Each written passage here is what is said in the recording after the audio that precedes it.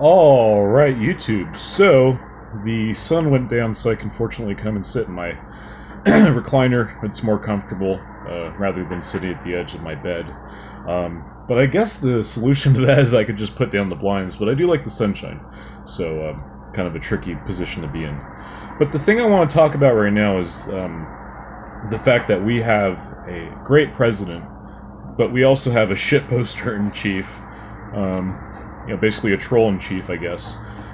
He's a master level troll, and that's essentially what he pulled off recently. So he tweeted out, he said somewhere along the lines, I'm not verbatim, but he said like, LeBron James was interviewed by the dumbest man in journalism, Don Lemon, and he basically said, oh, he made LeBron look smart, which is really hard to do. And he said, I like Mike, referring to Michael Jordan. And basically, it's really interesting. I'm starting to understand more of the 4D chess. And look, it's that simple. If you stop listening to the propaganda that he's a sexist, he's a racist, he's a xenophobe, he's a Russian agent, he's whatever, you can start to really appreciate his genius. And that's what he is. He's a genius. And what he did here was pretty genius. There's probably some strategy behind it too, on many levels. Why is he going after LeBron James in particular? It's probably because he looks at LeBron James as someone that is an opponent to him, I guess, And look at it this way. A lot of people that Trump goes after tend to have skeletons in their closet, so there might be something there. LeBron James might be compromised. But the genius of it is that he can basically tweet this out. It's a very benign tweet. It's essentially saying like, oh, you guys are dumb, ha ha ha. But then the reaction that he gauges really reveals a lot about their personality, like LeBron James and Adam Silver coming out and saying like, "Oh, LeBron James is the most successful man in NBA history, and he's sent hundreds of kids to school for free." Basically, like, these people are so fucking insecure that when you criticize them, or not even criticize, when you just talk shit to them, they have to like get on their high horse and virtue signal. That's essentially what happens here. And then Jemele Hill comes out and she's like, oh, I wonder why, he's criticizing LeBron. Oh, gee, I wonder why. Basically implying that he's a white supremacist, which is total fucking bullshit, No one's buying that, and that's, yeah. Their message is just so empty and so vapid, It really takes the dumbest person to really buy into the bullshit that they're spoon feeding everybody. And I'll give them the benefit of the doubt. Maybe they've been basically scared and terrorized into believing this stuff because of how other people react. Because look at it this way: in my town here in this city of Santa Cruz, I came out as a Trump supporter. I lost like 20 Facebook friends, and basically, it's very hard to even say that you're tolerant of the president. You don't even have to like him. You just say, I don't really give a shit about Trump. Like, he doesn't bother me. And you don't even have to be a supporter. They're still going to go after you, and they're still going to say, oh, you're complicit. You're basically enabling the racist or the white supremacist in the White House. That's I think that's actually Simone Sanders that said that.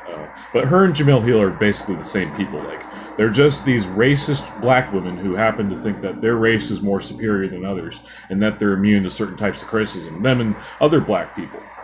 And that's essentially why they reacted to this, because Trump is criticizing a black person, a person of color, and basically any kind of criticism from Trump towards a person of color is racist. That's their idea. And, oh, he's a white supremacist, so yeah, that explains a lot. That's why he's racist.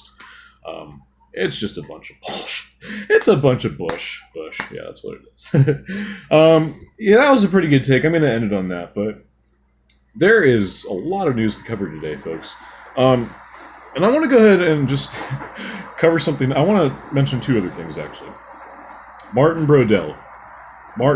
If you guys like a non-stop news feed throughout the day, he posts a lot of videos per day, almost 20 videos a day. Basically just reading the news. It's very, very informative. I recommend you guys check him out.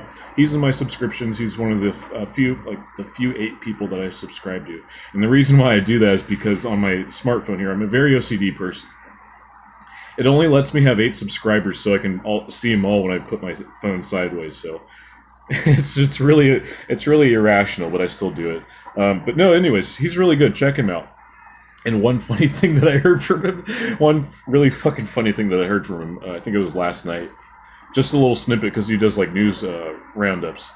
He was talking about how Jim Carrey was like, "Oh, I watch MSNBC for anti-Trump art inspiration or artistic inspiration," and I had like two reactions. Like at first, like thought, "Okay, what a fucking goofus," but also, what if Jim Carrey's just a massive fucking troll? What if he's actually trolling those on the left, like with that picture of Sarah Sanders, like, "Oh, you know, she tells lies. She's the minion of lies," or whatever the fuck he said. The painting was pretty funny too. I mean, it's like, I don't know, if I were Sarah Sanders, I probably wouldn't be offended by it. It's basically just an artistic perception of her. And whether it's meant to be offensive or not, that's up to her. You know, I don't think she got it. She's pretty thick-skinned. You'd have to be dealing with all those fucking yahoos in the White House press pool. Like Jim Acosta, honestly, I wouldn't have the patience to deal with him. I wouldn't call on him. I really wouldn't. I guess that shows how much of a snowflake I am, I guess. But hey, look, this is the reason why they're in office and I'm not. So, anyways, guys, I really appreciate you guys watching. We're up to 20 subscribers now. Trying to make more content during the day. If you guys like these longer videos, I like to do this like some rants after I kind of wrap up the video.